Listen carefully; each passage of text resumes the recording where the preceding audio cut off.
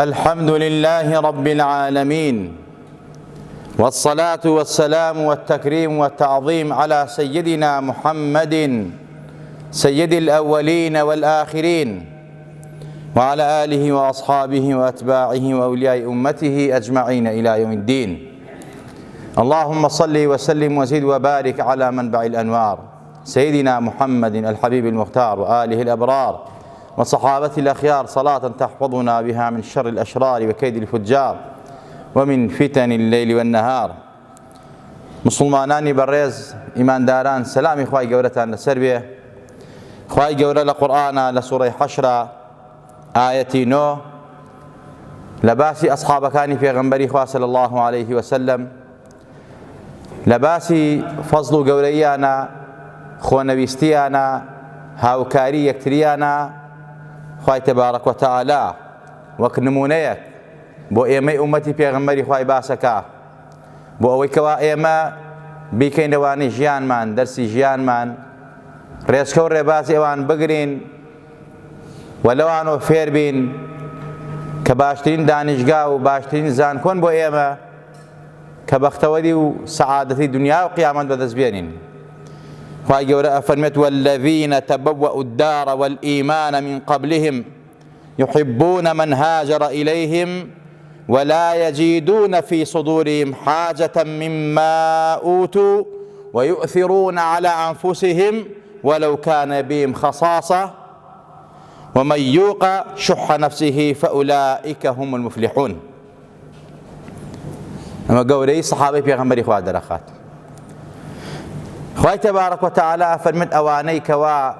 ئەنسارەکان، مهاجیرەکان، ئەنسارەکان، ئەوانەی کەوا یاریدەری پێغەمبەر بوون صلی الله علیه وسلم، ئەوانەی باوەشیان بۆ پێغەمبەر و ئەسحاب کردەوە، ئەوانەی ماڵ و سامانی خۆیان خستە خزمەتی پێغەمبەری خوا صلی الله علیه وسلم، وڵاتی خۆیان دا بە پێغەمبەر صلی الله علیه وسلم. ئەنسار یاریدەرەکان، خوا لە وەصفیانە فەرمێت ئەوانەی کەوا والذین تبوأوا الدار والإيمان، وڵاتی خۆیان ئامادە کرد خستیانە خزمەتی پێغەمبەر صلی الله عليه وسلم، لە دوایەوەی ئیماندار بوون، ئەهلی ئیمان بوون، پێش ئەوەی ئەوان هیجرەت بکەن بۆ لایەن، ئەوان مزگەوتیان کردەوە، ئەوان ماڵەکانی خۆیان کرد بە مزگەوت، ئەوان ماڵەکانی خۆیان دابەش کرد بەسەر برا مهاجرەکانیانە، بەسەر ئەوانەی کەوا ئەڵێن لا إله إلا الله محمد رسول الله، لە دەست زوڵم و ستەم هیجرەتیان کردووە، تەشریفیان هێناوە بۆ لای ئەوان، ئەوان میوانداریانەکەن. خوای تەبارەک و تەعالا فەرمێت: يحبون من هاجر إليهم، ئەوانەی کەوا هیجرەت ئەکەن بۆ لای ئەوان، ئەوان پێیان خۆشە، ئەوانیان خۆش ئەوێ، بە برا و بە کەسی نزیکی خۆیانیان ئەزانن، لە دڵیانە غەل و غەش نییە، لە دڵیانە حقد نییە، بغض نییە، لە دڵیانە زەڕە خراپەیتیان نییە بەرامبەر مهاجرین. خوای تەبارەک و تەعالا فەرمێت: وهروها ويؤثرون على أنفسهم ولو كان بهم خصاصة، ئەوەی کە خۆیان پێویستیانە، ئەوەی کە خۆیان ئەیانەوێت، زۆر خۆشەویستە بەلایەنەوە، وازی لێنن ئەیدەن بە هاوڵە مهاجرەکانیان، ئەیدەن بە کۆچەرەکان، ئەیدەن بەوانەی کەوا لە زێد و حاڵ و ماڵی خۆیان دەرکراون. بەڕاستی خوای تەبارەک و تەعالا فەرمێت: ومن يوق شح نفسه فأولئك هم المفلحون. ئەمانە بۆیە بەڕاستی سەرکەوتوو بوون، بەختەوەر بوون، چونکە هیچ ڕژدی و بەخیلی و شح و خراپە و حقد و بغض لە دڵیانە نەبوو بەرامبەر هاوڵانی پێغەمبەری خوا، بەرامبەر مهاجرەکان، ئەنسارەکان باوەشیان کردو بۆ ئەوان، خزمەتیان کردن. پێش ئەوەی ئەوان لە مەدینەوە کۆچ بکەن، ئەوان ئامادە باشیان کرد بۆ پێغەمبەر و هاوڵانی پێغەمبەری خوا. بۆیە خوای تەبارەک و تەعالا ئەفەرمێت: ئولائیک هم المفلحون، ئەوانە بەختەوەری دنیا و قیامەتیان بەدەست هێناوە، ئەوانە سەرکەوتوو بوون. جا خۆشەویستان، ئەمە ئەومانە تێگەینە کە ئێمە هاوکاری یەکتری بین، ئێمە دۆستی یەکتری بین، دەستمان بە یەکتریوە بێت، بە تایبەت هەژاران و لێقەوماوان، ئەوانەی کەوا زەرەرمەندن یا زەرەرمەند بوون، ئیتر ئایا بە ڕووداوی خوای و بەلافا و بەومەلەرزە، کوردە، عەرەبە، فارسە، تورکە، ئینگلیزە، هەر کەسێکە مادەم ئەڵێ لا إله إلا الله محمد رسول الله، یان با مسلمانیش نەبێت با کافریش بێت بەڵام وەک ئینسانێت وەک مسلمان من لا يرحم لا يرحم ئەوەی کەوا ڕەحم و سۆز و بەزەیی نەبێ ویژدانی نەبێ خوای ڕەحمی پێ ناکات ئێمە بەڕاستی بێت لەسەر ئەم ئەساسە لەسەر ئەم نەمەتە کار بکەین کە پێغەمبەر و سەحابە کاریان کردووە حەزەتی عومەری کوڕی خەتاب ڕەزا و ڕەحمەتی خوای لەسەر بێ عادلی ئومەتی پێغەمبەری خوا فاروقی ئومەتی پێغەمبەری خوا صلی الله علیه وسلم ڕەزا و ڕەحمەتی خوای لەسەر بێت جارێک بە ناو مەدینە ئەگەڕێت جوولەکەیەک سواڵەکە پیاوێکی پیری جوولەکە حەزەتی عومەر دەستی ئەگرێ و ئەیباتەوە بەیت المال ئەفەرمێ بۆ سواڵەکە ئەفەرمێ قوربان نیمە توانایشم نییە جزیە بەم حەزەتی عومەر دەسەکا بە گریان ئەفەرمێ ناوی تۆمارکەن لە ڕیزی هەژارانە ماگانەی بۆ بڕنەوە جزیە لە هاوێنە ئەمانە وەرمەگرن و هەر هاوێنەی ئەمانە مسلمان بێ جوولەکە بێ یەهود بێ گاور بێ ماگانەیان بە بڕبان نەبرن لە برسا ئەو سۆسیالێک کە ئەمڕۆ ئەوروپا ئایدا بە خەڵک نەبرێ لە برسا ئەوە لە ئیمامی عومەرەوە فێر بوون لە حەزەتی عومەرەوە فێر بوون حەزەتی عومەر فەرمی بێ فەرق و جیاوازی بانیان کەن دەستیان بگرن کە ناتوان کار و کاسبی بکەن ساڵەهای ساڵ بۆ خزمەتی وڵاتیان کرد و ئێستا ناتوانن هاوکاریان بکەن دەستیان بگرن مەعاشیان بۆ بڕنەوە جا خۆشەویستان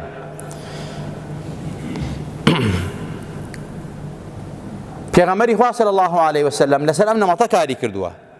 جوولەکە بێ گاور بێ هەر کەسێک بێ ئەو پێغەمبەرە نازدارە صلی الله علیه وسلم ئەفەرمێت ئێوە ڕەحم و سۆزتان هەبێ بەرامبەری ئەم ئاەتە هۆکارەکە چی بواتە خوارەوە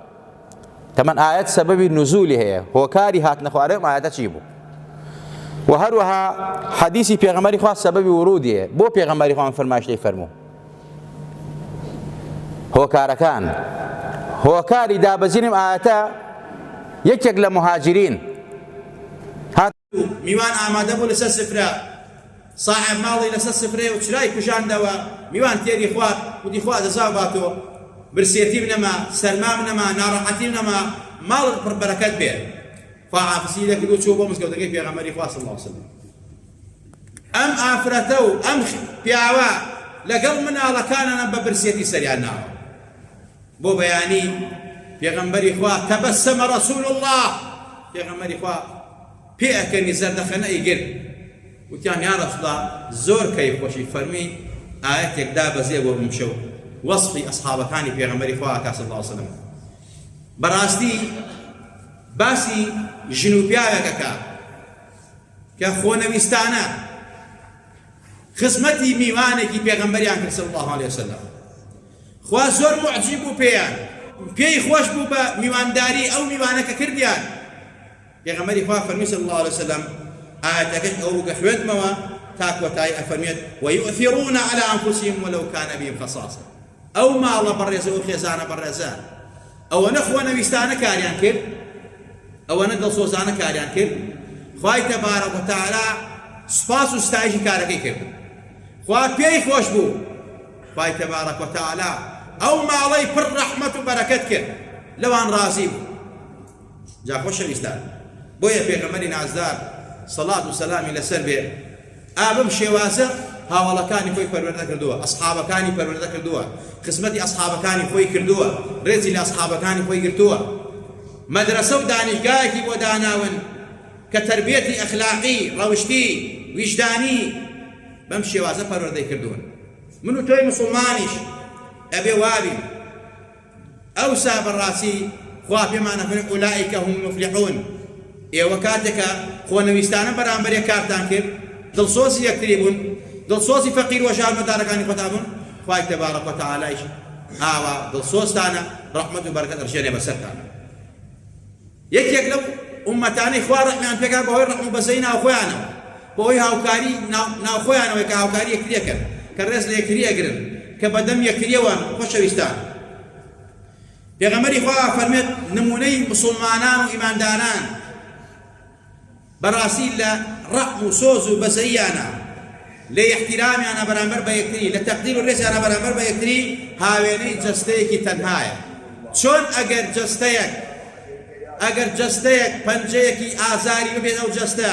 ئەو جەستە تەواو ئازار ئەکەوێتە ئەو جەستە و تادایەگرێ و ناڕەحەت ئەبێ مسڵمانان ئاوا بن کاتێککە مسلمانێک کێشەی هەبێ گرفتی هەبێ نەخۆش بێ فەقیر بێ هەجار بێ ئەبێ تەواوی ئومەت تەواوی ئەو گەڕەکە ئەو شارە تەواوی ئەو محەلە هەمووی بە ئازاری خۆیانی بزانن. ئێمە کەی وای چەند دراوسێمان هەیە فەقیرە و نەوتی نییە ئاگای لێ نییە، چەند دراوسێمان هەیە هەژارە و نانی ئێوارەی نییە و ئاگای لێ نییە، چەند دراوسێمان هەیە فەقیرە و نەدارە و منکوبە و پارەی دەرمانی پێ نییە تۆ ئاگای لێ نییە، خۆت بە تێری ئەخەوی و ئەو بە برسێت ئەخەوێ. بۆیە پێغەمبەر فەرمێت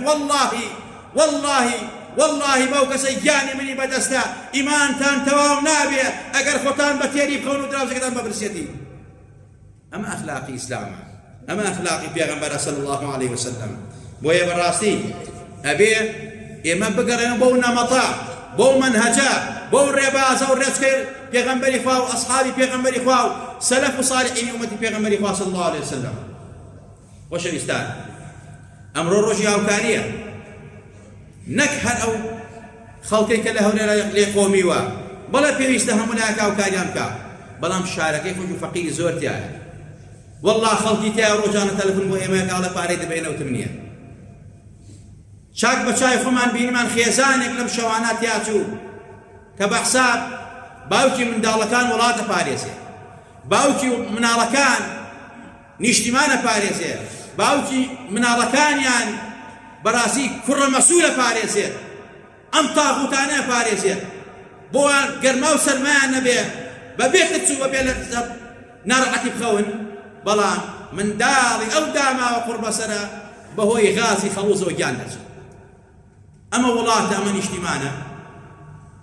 چۆن جوابی خوا دەنەوە ئەمانە؟ پێغەمبەری خوا صلی الله علیه و سلم دراوسەیە ئەگەر ئاگای لە دراوسەکەی نەبێ خۆی بە تێری بخەوێ و دراوسەکەی بەبرسێتی والله ئیمانی نییە. ئەمانە ئیمانی وجدانیان کوا.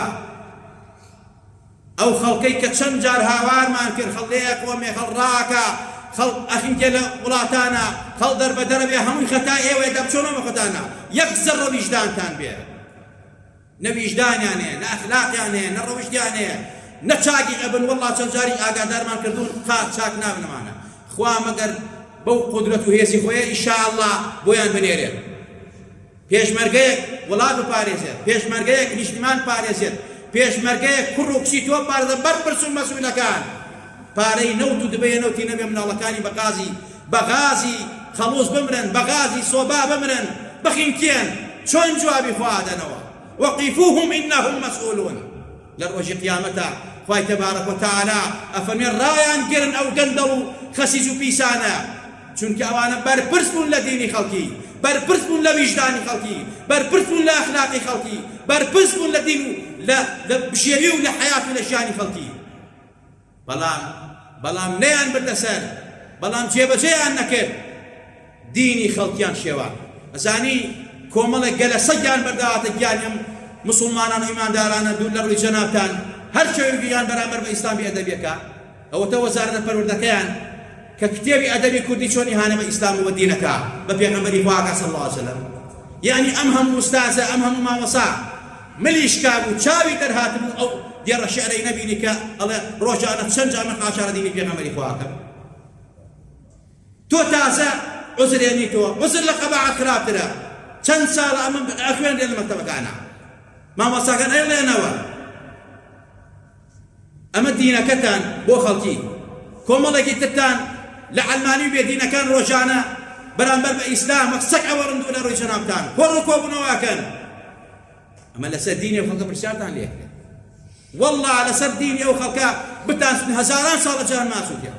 لەسەر ئەو دینی لەسەر دین و ئەخلاقی خەڵکی خوای تەبارەک محاسبەتان لە دنیا و لە قیامەتە. خوا محاسبەتانەکە لێتانە بێتۆ لە ناوتانە با سووک و ڕسواتانەکە، بەڵام پەلەتان نەبێ وا ساعەتان بۆ چۆڵ نابێ. بەڕاستی دینی خەڵکی پرسیارتان لێکرێ لەبارەیەوە کاتێک ئەو هەموو ڕاقیزە و سەماکارانە بە پارەیەکی زۆریان لە وڵاتەکە نیشتیمان و وڵات لە ئوتێلەکانە گەنجانمان پێی سەرسامە بن، گەنجانمان پێسەکرانەکەن، گەنجانمان مەستەکەن پێیان. ئەمە پاراستی دینی خەڵکی بوو، ئەمە پاراستی ئەخلاقی کوردەواری بوو، ئەمە پاراستی کولتوری کوردەواری بوو. دەخوا خەجاڵەتان کە ئەڵێن خوا غەزەمان بۆ لێگرێت بۆی وڵاتێکی مسلمانی لە هەولێر و لە سلێمانی منوتوە شوێنگەی فەساد و بێئەخلاقیەت و لە ڕووی جەنابتان پڕە لە خەڵکی فەساد. میلەتەکەمان میلەتە مسلمانە بەڵام خەڵکی فەسادیان پڕ لە شارەکە کردووە چەندەها ئافرەتی بەرەڵانە نادەم شارە واقعەکە هەمومان نەزانین شتێک نییە کە شاراوە بێت شەوانە کەناڵەکان خۆیان ئاماژەی پێەکەن کە چیە کرێ و چیە بژێت قومارخانەکان ئەڵێ ئەوەندە ئالەتی قومارخانە لە دۆکە شکێنرا ئێم ئالەتانە لە کێوە هاو لە سنوورەکە و لە ئاسمانەوە داباری خوارەوە غەیر بەسوولێ ناوێتی غەیر چەند ساڵە کاری پێکردەوە قوماری پێکردووە ئەی بۆ تازە خەبەرتانەوە تۆ یا قومارخانەی تازەتان داناوە ئەوانە بە عەمەل نەماوە خوا خەجاڵەتتان کە وا دینی خەڵکتان نەپاراست خوا سووک و ڕسواتان کە وا ئەو میلەتەتان وا لێ کرد ئەوە لە ڕووی دینەوە لە ڕووی بەخێوکردنی وڵاتیشەوە لە ڕووی نیشتیمان پەروەریەوە هیچتان تیا بەسەر نەبوو پێتان بگرێت کوێی نیشتیمان سوودی تایە بۆ فرۆشتەی فرۆشە ئەوەندە دڵسۆزی میلەت نییە میلەتیشتان کوشتووە لە بەرسا وڵاتێک کەوا ژێرەی بەحرێ نەوت بێ میلەتەکەی بە خەڵوز بخنکێ میلەتەکەی نەوت نەبێ ئەی بەدرۆکردن ئەی بەدرۆکردن ئەڵێن نەوتمان گەیاندەوە بە هەموو کون و قوشبنی کوردستان هیچ کەسێک لە ئێوە ئێستا لەوە چێکی 3 ساڵە 4 ساڵ نەوتان وەرنەگرت بێ حیسەی خۆتە مافی خۆتە ئەموو سەدام زاڵمە هەموو ساڵە دەوتەکەی بۆ ناردی ئێستا کێ زاڵمە ئێوە زاڵمنی ئەو زاڵمە ئەو چووە شوێنی حەقی خۆی خوا لە پێشنەوەی لەگەڵا کا لەسەر هەموو زوڵمانەکە کردوێتی بەڵام چۆن ئەو ئاوا ڕسوا بوو وەڵڵاهی ئێوە لەوە خراپتر ڕسوا جا خۆشەویستان بەڕاستی ئێمە کاتێکەوە ئەڵێین خوای تەبارەک و تەعالا باسی ئەسحابی پێغەمبەری خوا واکە ئەوان سەرکەوتوو بوون بەچی بە ئیمان بە دین بە ئەخلاق بە ویژدانیان کوا ویژدانی بگێتەوە چەند حکومەت بەرپرسیارە لە مردنی ئەو خەڵکە کە ئاخینکێ لە ئاوە کە ڕائەکا لە دەسی کە نانیە بیخوا لە برسا ئەمرێ بە غازی خەڵوز ئاخینکێ دەوڵەمەنەکانی ئەم وڵاتەیەوە بەرپرسیارن ئەوانەی کەوا خوا ماڵ و سەر و سامانێکی پێداون ئەزانێ دراوسەکەی فەقیرە خزمەکەی فەقیرە هاوکاری ناکا وەڵڵا بمرێ بەشدای لەو قەتڵە چۆن حکومەت بەرپرسیارە خوا پرسیارە درێکە ئەوان ڕاگرێ لەسەر گەندەڵی و دینی و ئەخلاقی لێپێچنیان لەگەڵاکە لەسەر تۆی دەوڵەمەن و تۆی دەسڵاتداریش تۆی ماڵداریش ڕات ئەگرێ ئەڵێ چۆن هێشتو دینی مناڵەکە توای لێبێ دینی گەڕەکە توای لێبێ دینی کۆڵانەکە توای لێبێ چۆن هێشتت بەڕاستی ئەو فەقیرە ئەو هەژارە ئەو نەدارە لە برسا بمرێ دەوڵەمەنەکان ڕۆژ ڕۆژی فرسەتە ڕۆژ ڕۆژی غیرەتە ئەمڕۆ ئەو ڕۆژەیە پێغەمبەرە فەرمێ صلی الله عليه وسلم سرور تدخل على قلب مسلم أو مؤمن دڵخۆشکردنی مسلمانێک ئیماندارێکی هەژار نەدار بێدەسەڵات واللهی پێغەمبەری خوا فەرمێ صلی الله عليه وسلم باشترە و چاکترە بۆ تۆ گەورەترین کردەوەیە لە هەموو کار و کردەوەیەک خۆشەویستان ئەفزەل الأعمالە دڵخۆشیێکی مسلمانە دڵخۆشی جا بۆیە ئەمڕۆ چەند دەسەڵات هەیە چەندێ توانات هەیە فەقیرێک کەسانی بەرمیلێکی نەوتی بۆ بکڕە دەبێ نەوتی بۆ بکڕە سەردانی ماڵەکەی بکە هاوکاری بکە خۆشەویستان حەزەتی شاب قادری گەیلانی ڕزا ئەفەرمێت لقمة في بطن جائع خير من 1000 جامع لقمەیە بخەیتە ناوسکی هەژارێکەوە بیدەی بەدەم هەژارێکەوە درهەمێک دەبەیە نەوت سۆبایەکی ڕۆژێکی بۆ گەرمکەی باشترە بۆ تۆ لە دروستکردنی هەزاران هەزار مزگەوت ئەمە ڕێزی ئینسانیەتە لای خوا و پێغەمبەری خوا و دینی خوا مسلمانە کافرە هاوڵاتیە و خەڵکی وڵاتە خزمەتی بکە لەبەر خوا من كان لله فقد كان الله له خۆشەویستان ڕۆژی غیرەت و هیمەتە ئەمڕۆ ئەو ڕۆژەیە ئەسحابەکانی پێغەمبەری خوا صلی الله عليه وسلم يؤثرون على أنفسهم ولو كان بهم خصاصة حەچەند خۆیشی پێویستی بوو نانەکە دای بە میوانەکەی مەڵێ بەخوا خۆم لە پێشترم بەڵێ خۆت لە پێشتری ناڵم لە پێشتر نیت بەڵام غیرەتی ئەو شتە هەبێ غیرەتی ئەو هەبێ مێڵە دراوسەکەت کە فەقیرە ژارە لەسەرمانە ڕەقباتەوە چونکە وەڵڵا بمرێ حکومەت چەند بەرپرسیارە بێنە بەرپرسیار ئاگامان لەو نوقتانە بێ خۆشەویستە خی گەورە لە گوناحی وڵایەکمان خۆش بێ با عاقیبەتمان بخێر بگەڕێ خی گەورە لێتە پاڕێنەوە بە ئیسمی عەزەمی خۆت بە ناوە جوانەکانی خۆت یا الله یا الله یا الله لێتە پاڕێنەوە لە گونا و تاوانی خۆمان وەکو دایکمان خۆش